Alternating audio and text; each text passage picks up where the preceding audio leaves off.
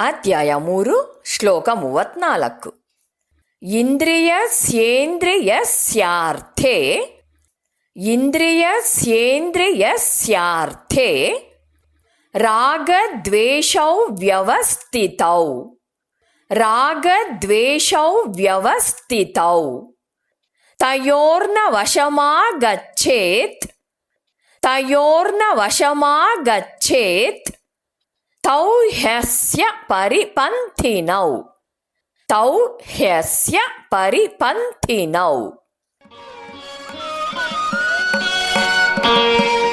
ಹೇಳಿಕೊಡುವುದನ್ನು ಅನುಸರಿಸಿ.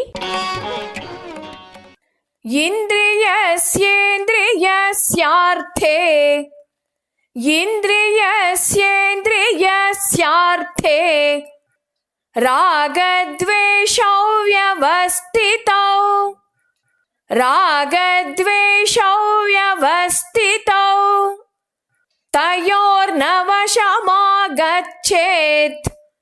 ತಯೋರ್ನ ವಶಮಾಗಚ್ಚೇತ್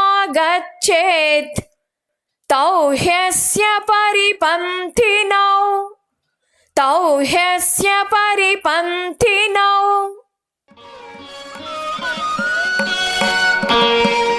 ಪೂರ್ಣ ಶ್ಲೋಕವನ್ನು ಅಭ್ಯಾಸ ಮಾಡೋಣ.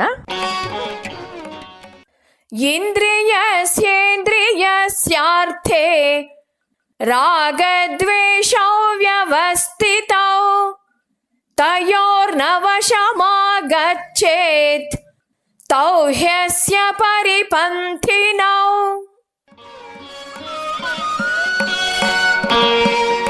ಶ್ಲೋಕದ ಅರ್ಥವನ್ನು ತಿಳಿಯೋಣ. ಮನುಷ್ಯನ ಅಂತರಂಗದಲ್ಲಿರುವ ನಿಜವಾದ ಆನಂದವನ್ನ ಲೂಟಿ ಮಾಡುವ ಕಳ್ಳರನ್ನ ಇಲ್ಲಿ ಕೃಷ್ಣ ಸೂಚಿಸ್ತಾನೆ. ಇಂದ್ರಿಯಸ್ಯೇಂದ್ರಿಯಸ್ಯಾರ್ಥೇ ಇಂದ್ರಿಯಸ್ಯ ಅಂದ್ರೆ ಇಂದ್ರಿಯಗಳ, ಇಂದ್ರಿಯಸ್ಯ ಅರ್ಥೇ ಅಂದ್ರೆ ಇಂದ್ರಿಯ ವಿಷಯಗಳಲ್ಲಿ.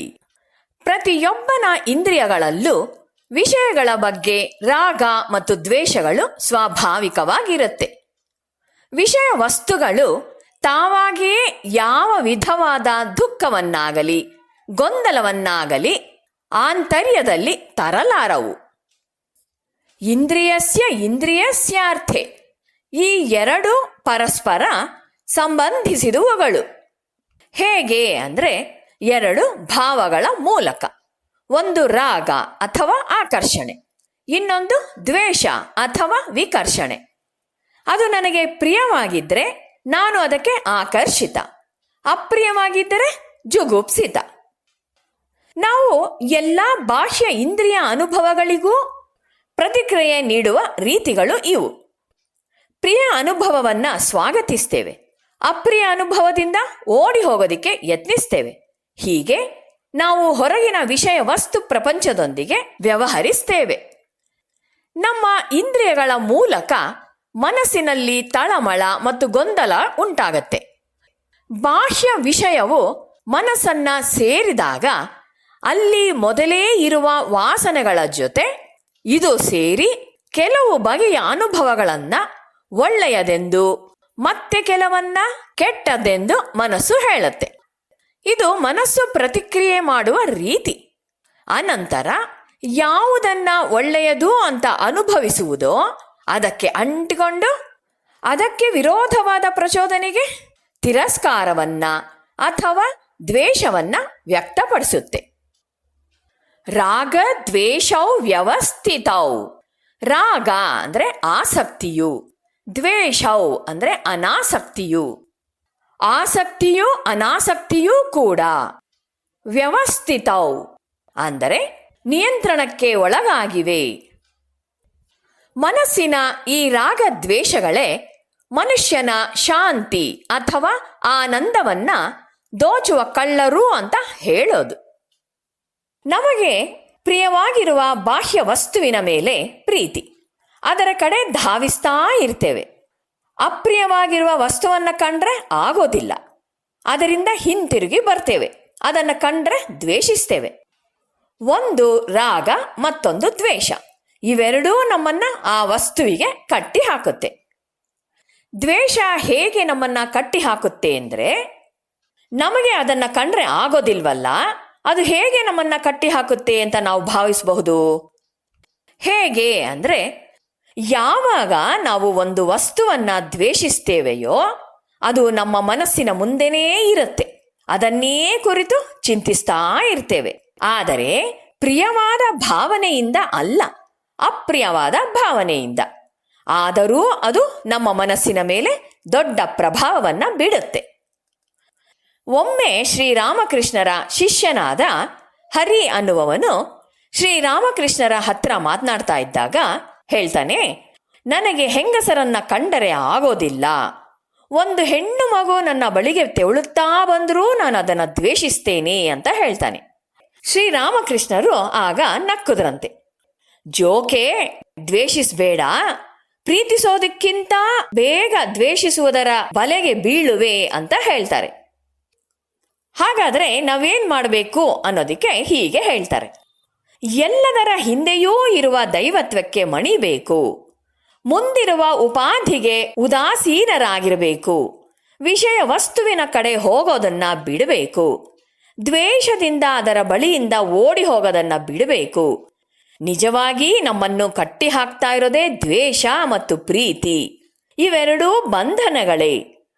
ಪ್ರೀತಿ ಪ್ರಿಯವಾದ ಬಂಧನ, ದ್ವೇಷ ಅಪ್ರಿಯವಾದ ಬಂಧನ. ನಾವು ಪ್ರೀತಿಸಿದರೆ ಪ್ರೀತಿಸುವ ವಸ್ತುವಿಗೆ ದಾಸರಾಗ್ತೇವೆ. ದ್ವೇಷಿಸಿದರೆ ಆ ವಸ್ತು ಪಿಶಾಚಿಯಂತೆ ಬೇಡ ಅಂದ್ರೂ ನಮ್ಮನ್ನ ಮೆಟ್ಟಿಕೊಳ್ಳುತ್ತೆ.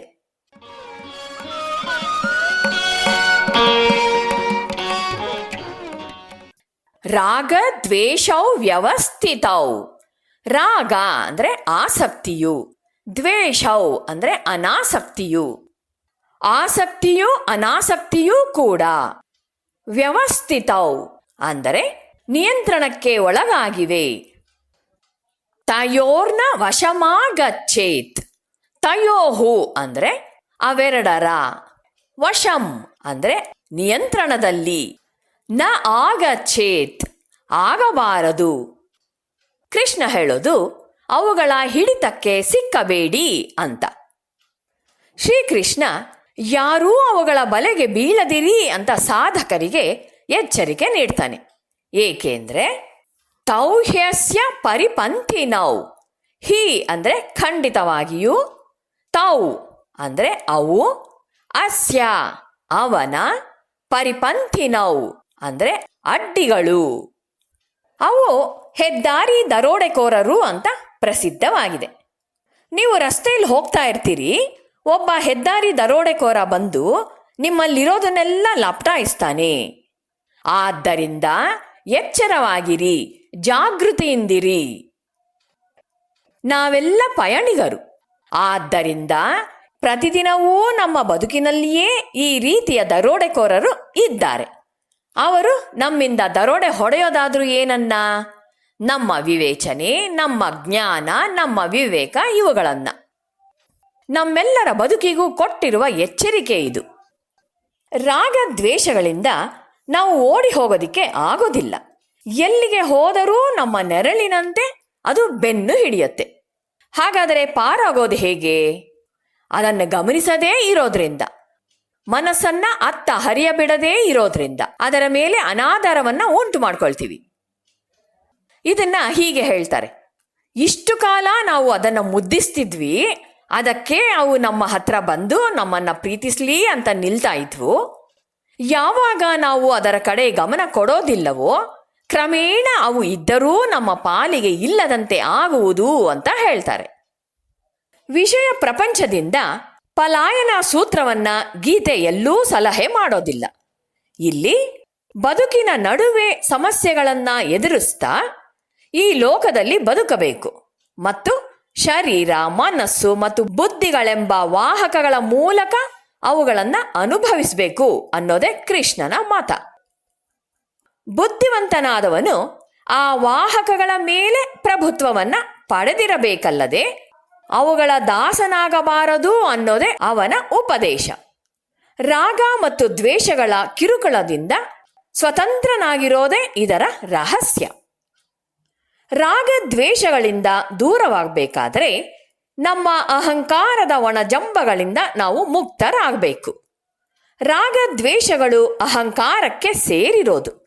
ಅಹಂಕಾರವಿಲ್ಲದೆ ಎಲ್ಲ ಕರ್ಮಗಳೂ ವಾಸನೆಗಳ ಉಚ್ಚಾಟನೆ ಮಾಡುತ್ತವೆ. ಇದನ್ನು ನಾವು ಈಗಾಗಲೇ ತಿಳಿದಿದ್ದೇವೆ. ವಾಸನೆಗಳು ಮನಸ್ಸನ್ನು ಕಲ್ಕುತ್ತವೆ. ವಾಸನೆಗಳು ಕಡಿಮೆಯಾದಷ್ಟು ಅಹಂಕಾರವು ಕಡಿಮೆಯಾಗತ್ತೆ. ನಮ್ಮೆಲ್ಲರಿಗೂ ಕೊಟ್ಟಿರೋದು ಈ ಎಚ್ಚರಿಕೆ. ನಿಮ್ಮ ಬಾಳಿನಲ್ಲಿ ನೀವು ಯಶಸ್ವಿಯಾಗಬೇಕೆನ್ನುವಿರೋ, ಎಚ್ಚರವಾಗಿರಿ, ಈ ದರೋಡೆಕೋರರು ಇದ್ದಾರೆ, ಪ್ರಯಾಣದಲ್ಲಿ ನೀವು ಮೈ ಮರೆಯುವಂತಿಲ್ಲ ಅಂತ ಹೇಳ್ತಾರೆ.